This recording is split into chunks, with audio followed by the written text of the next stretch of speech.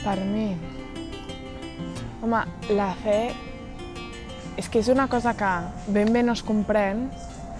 perquè tu la sents, saps que està, però en part no la pots entendre. O sigui, jo, per exemple, crec en Déu, però crec perquè crec. No crec per... O sigui, hi ha evidències, clar que sí, però hi ha algú dins meu que m'impulsa a pensar d'aquesta manera. I això és la fe, jo crec que això és la fe, que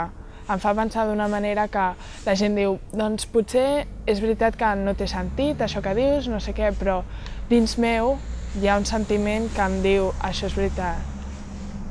Pensar que fas les coses per alguna raó o que, jo què sé, fas les coses per ser millor persona, arribar al cel, tenir un destí, una manera de dir doncs el meu esforç val la pena, jo crec que això ajuda molt i també crec que a les persones els ajuda, no? Poder pensar, doncs, això em costa o estic passant per un mal moment, però tot passarà i tot anirà millor perquè sé que Déu vol el millor per mi, llavors jo crec que això sí que ajuda de veritat